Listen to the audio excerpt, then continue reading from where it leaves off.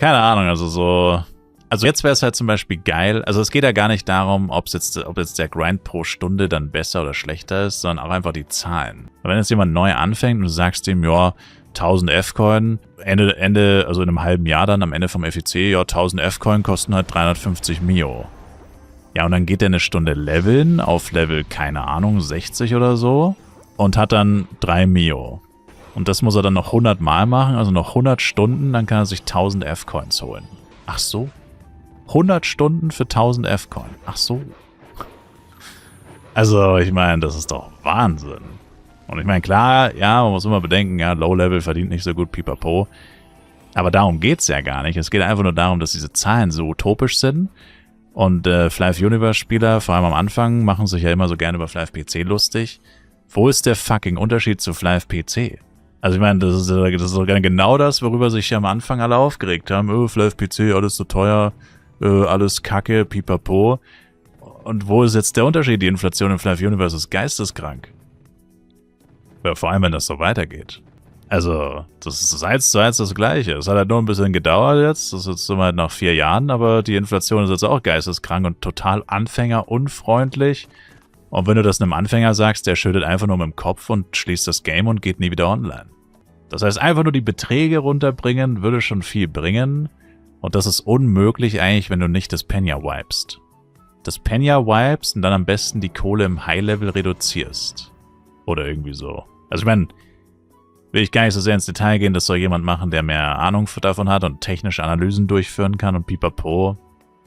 Alles Dinge, auf die theoretisch nur die Entwickler Zugriff haben dürften, weil ja nur die wissen, wie viel Penya wirklich im Umlauf ist, wie viel Penya wirklich jeden Tag erzeugt wird und so weiter. Also ich meine, all diese Daten habe ich ja gar nicht, also kann ich das ja auch gar nicht sagen.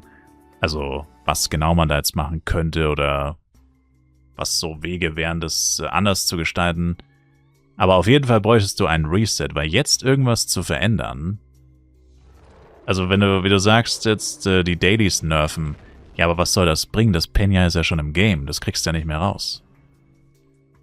Weil was soll das noch bringen? Das ist jetzt zu spät. Das hätte man, wenn dann, das hätte man gar nicht machen dürfen. Aber jetzt ist es zu spät. Jetzt ist das Penya ja schon im Game.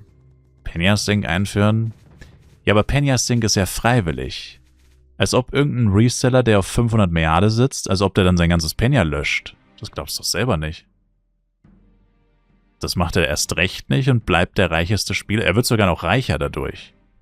Irgendwelche Lowbobs verbraten ihr Penya und der Typ bleibt auf seinen 500 Milliarden hocken und ist danach noch reicher. Du kriegst dieses Penya nicht mehr weg. Das ist jetzt da und das ist für immer da. Das kriegst du nicht mehr weg.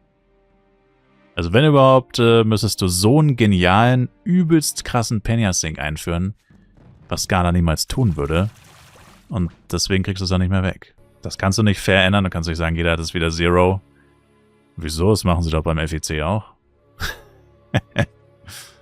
Ja, wie gesagt, ganz so einfach ist es nicht. Das ist mir schon klar. Ich sage ja, das sollen die entscheiden, die auch auf alle Daten Zugriff haben.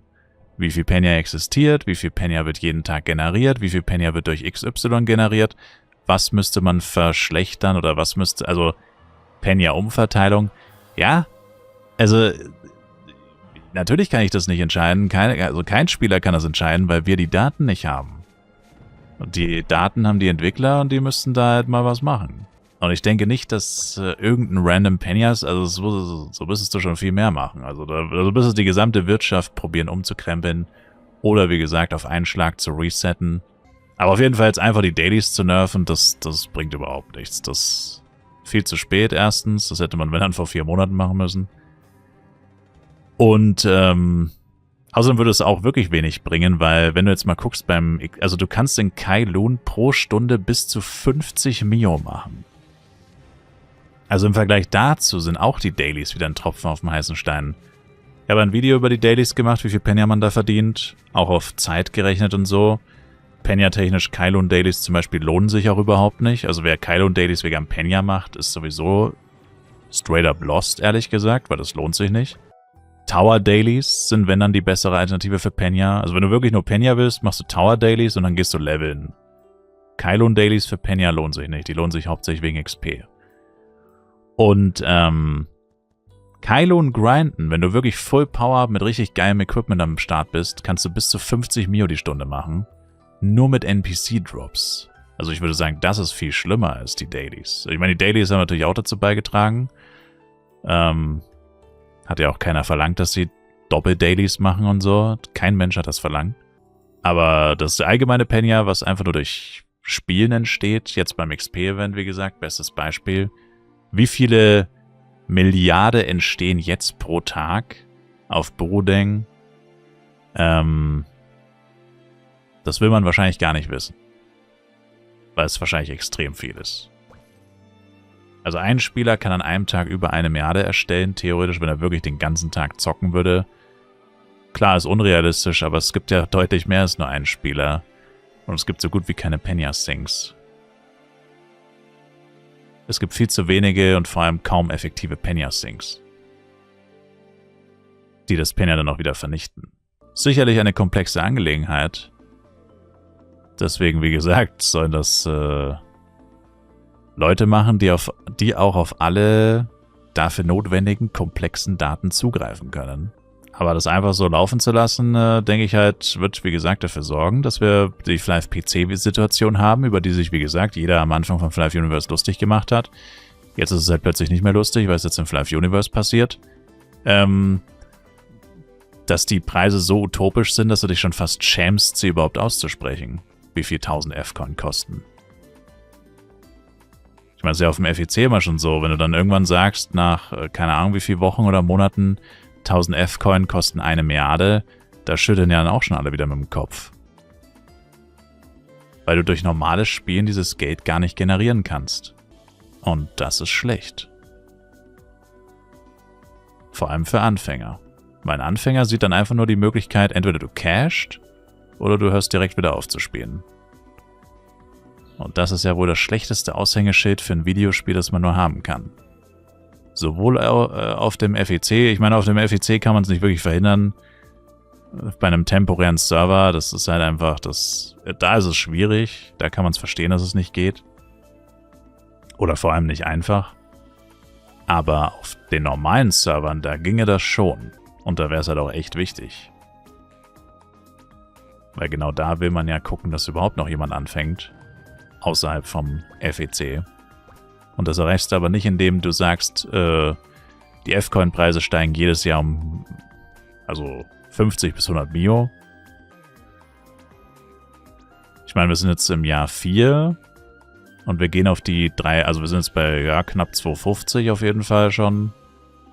Kann man sagen. Also auf jeden Fall 50 Mio pro Jahr im Schnitt. Aber die Geschwindigkeit, die momentan am Start ist, zeigt eher, dass es mehr werden wird. Und ich meine, das Spielgefühl ist halt einfach kacke. Wenn alles so teuer ist.